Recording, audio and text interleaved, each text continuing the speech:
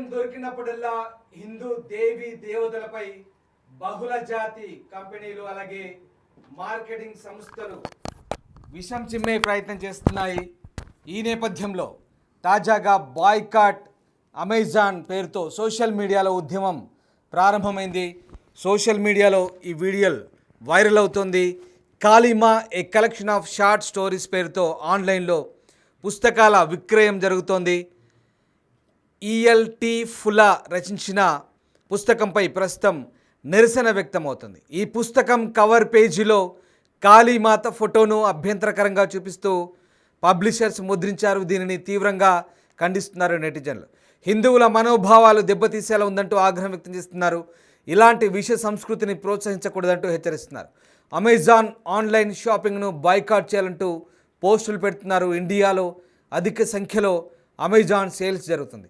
ఇలాంటి పుస్తకాలను ఎలా విక్రయిస్తారంటూ ఆగ్రహం వ్యక్తం చేస్తున్నారు. విద్వేషాలు రెచ్చగొట్టేలా ఉన్నాయంటూ స్పందిస్తున్నారు. అమెజాన్ యాప్ను అన్ఇన్స్టాల్ చేసి పూర్ రేటింగ్ ఇవ్వాలంటూ నెటిజన్లు మండిపడుతున్నారు. ఇలా చేయడం వల్ల దెబ్బకు కంపెనీ దిగి వస్తుందంటూ హిందువులు భావిస్తున్నారు. ఈ పుస్తకాలను విక్రయించేందుకు ఇక అమెజాన్ వెనుకడుగు వేస్తుందనే ఆశాభావం అయితే ప్రస్తుతం వ్యక్తమవుతుంది. సమయం దొరికినప్పుడల్లా హిందూ దేవీ దేవతలను కించపరచడం, అవమానపరచడం బహుళజాతి కంపెనీలు మార్కెటింగ్ సంస్థలకు పరిపాటిగా మారింది.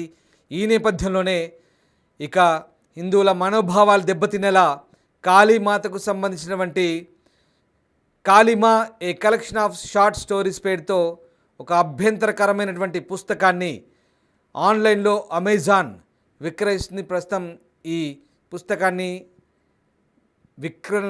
ఈ పుస్తక సేల్స్ను ఆపివేయడంతో పాటు ఇక అమెజాన్ కూడా బాయ్కాట్ చేయాలి, అన్ఇన్స్టాల్ చేయాలంటూ చాలామంది నిరసన వ్యక్తం చేస్తున్న పరిస్థితి. ఇక ఈ వ్యవహారానికి సంబంధించి ఇటు హిందూ సంఘాలు అలాగే కొంతమంది సనాతన ధర్మం గురించి పాటించే వాళ్ళు అలాగే ప్రచారం చేసే వాళ్ళు మండిపడుతున్న పరిస్థితి కనబడుతుంది. ముఖ్యంగా ఇక ఈ వ్యవహారంలో ప్రస్తుతం ఈ వ్యవహారానికి సంబంధించి ప్రముఖ జర్నలిస్ట్ దుర్గా అలాగే శివరుద్రస్వామి ఇద్దరు కూడా స్పందించారు.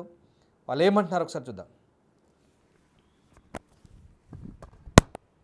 ఈ మధ్య కాలంలోనే ముఖ్యంగా హిందూ దేవుళ్ళకి సంబంధించి కూడా చాలా వ్యంగ్యంగా మాట్లాడడం కావచ్చు, లేకపోతే ఫోటోల్ని చిత్రీకరించడం కావచ్చు, ఈ విధమైన కాంట్రవర్సీలు నడుస్తూనే ఉన్నాయి. ఈ నేపథ్యంలోని అమెజాన్లోని కాళీమా అన్న బుక్ ఏదైతే ఉందో ఆ బుక్ పైన ఉన్న కవర్ పేజ్, ముఖ్యంగా కాళీమాతకి సంబంధించి ఏదైతే కవర్ పేజ్ వేయడం జరిగిందో ఇది నిజంగా అభ్యంతరకరంగా ఉంది అని చెప్పి కూడా ఈరోజు చాలామంది అటు హిందూ సంఘాలు కావచ్చు బయటకు వచ్చి మాట్లాడుతున్న పరిస్థితి కనిపిస్తుంది. మరి ఎందుకు పుస్తకాలపైన ఈ విధంగా హిందూ దేవుళ్ళని ఇంత దారుణంగా కించపరుస్తున్నారు? సో దీని గురించి వాళ్ళు మనతో పాటు సీనియర్ జర్నలిస్ట్ దుర్గా వడ్లమనేని గారు ఉన్నారు. నమస్తే మ్యామ్. నమస్తే. రైట్, ఆ బుక్ యొక్క కవర్ పేజ్ పైన ఏదైతే ఉందో కాళీమా అన్న బుక్, ఒక అమ్మవారు మన హిందూ ధర్మంలోని చాలా పవిత్రంగా పూజించే అమ్మవారు అట్లా హ్యాంగ్ చేసుకుంటున్నట్టు ఆ కవర్ పేజ్ మీద చూపించడం అన్నది ఇది ఎంతవరకు కరెక్ట్? అసలు దీన్ని మనం ఏ విధంగా చూడొచ్చు అంటారు? ఈ మధ్యకాలంలో చూసుకుంటే మీరు అంటే హిందూ పురాణాలు కావచ్చు, హిందూ దేవతల్ని కించపరచడం ఎక్కువైపోయింది. మరోపక్క మళ్ళీ హిందూ పురాణాల మీద ఆధారపడి సినిమాలు తీస్తున్నారు, లేకపోతే సీరియల్స్ ఎప్పటి నుంచో ఉన్నాయనుకోండి. అంటే కోట్లు సంపాదించుకుంటున్నారు. వీళ్ళకి డబ్బులు కావాల్సి వచ్చినప్పుడు హిందువుల మీద లేకపోతే హిందూ పురాణాల మీద ప్రేమ వస్తుంది.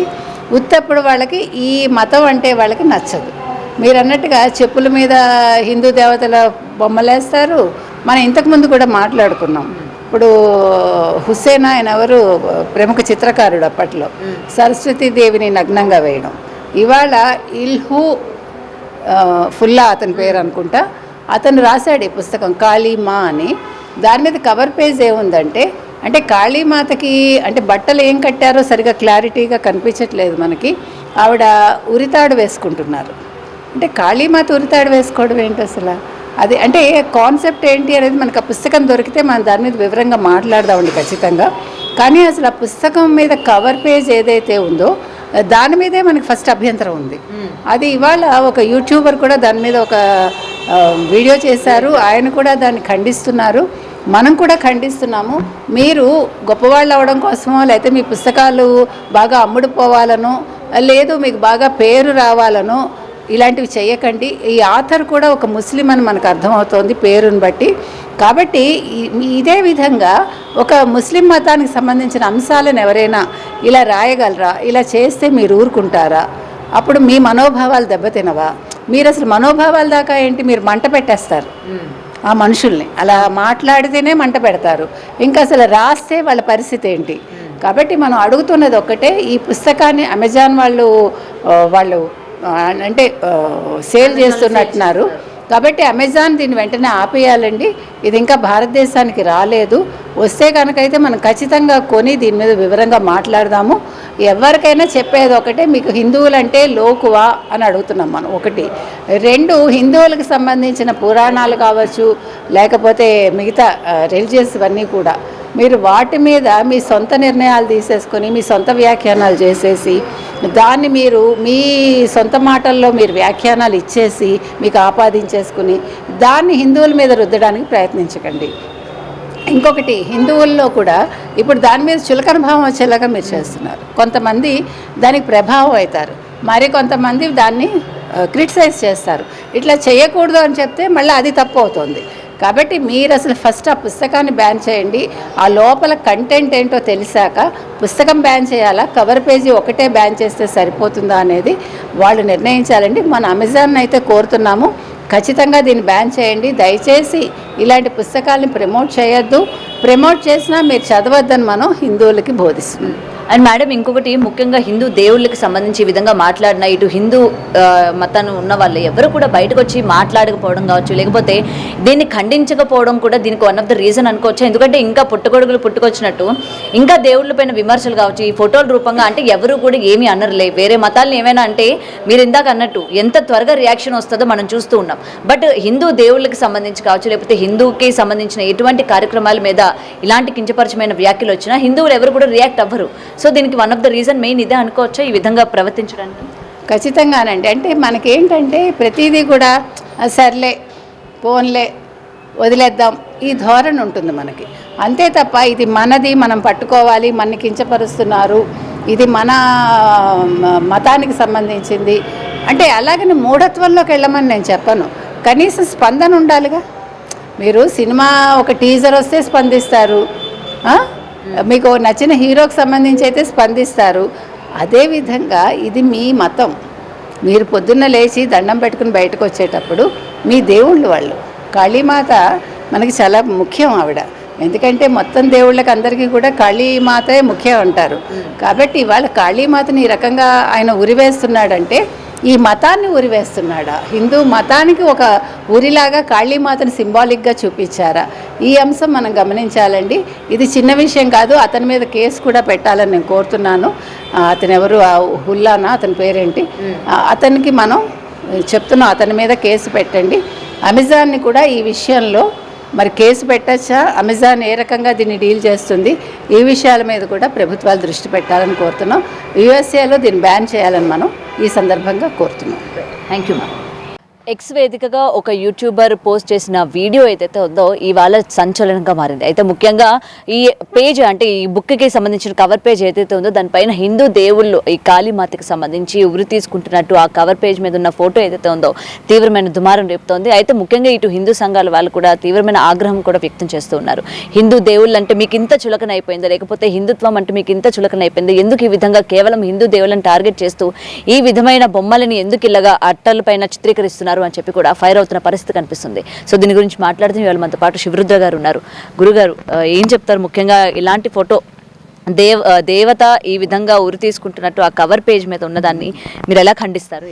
ముమ్మాటికి యావత్ భారతదేశ ప్రజలకు చెప్పాల్సిన విషయం ఏంటంటే స్త్రీశక్తికి అవమానం. మన దగ్గర ఏంటంటే కాళికామాత చిత్రపటాన్ని పెట్టేసి దానికి ఉరి తీసినట్టుగా పెట్టడం అనేది సాక్షాత్తు జగన్మాత పార్వతీమాతకి అవమానం జరిగినట్టే. ఇలాంటి విషయాన్ని ఎట్టి పరిస్థితుల్లో నేను ఉపేక్షించబోను. ఎంత పెద్ద ఎత్తున కూడా ఎవరు వచ్చినా కూడా ఒక సంస్థలో ఒక చిత్రాన్ని ఆ విధంగా కాళికామాత యొక్క పటాన్ని పెట్టినందుకు అమెజాన్ అంటే అదొక వ్యాపార సంస్థ.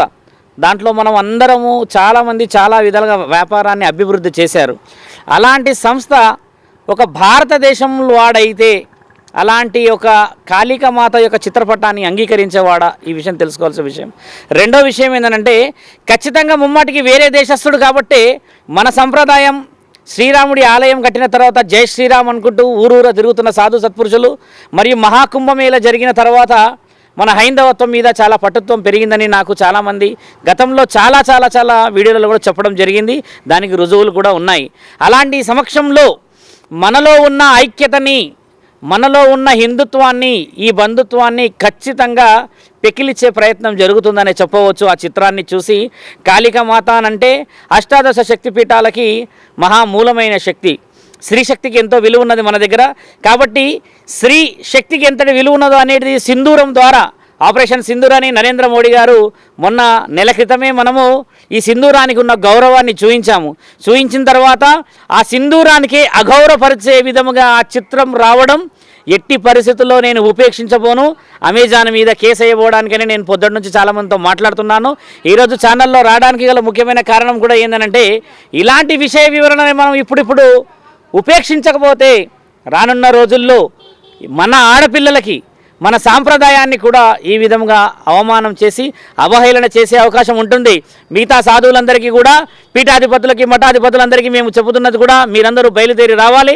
మన వంతుగా మనము, సోషలిస్టులు ఉన్నారు మన దగ్గర, మంచి స్పీకర్స్ ఉన్నారు, ఆధ్యాత్మికవేత్తలు ఉన్నారు, దైవరక్షణలు తిరుగుతున్న వేదాంతులు ఉన్నారు. కాబట్టి మన అందరము కలిసి కాళికామాత యొక్క ఆ చిత్రపటాన్ని అమెజాన్ సంస్థ వాడు ఎన్ని గుండెల ధైర్యం ఉంటే ఈరోజు ఆ చిత్రపటాన్ని పెట్టి మన భారతీయులకే అమ్ముతాడా?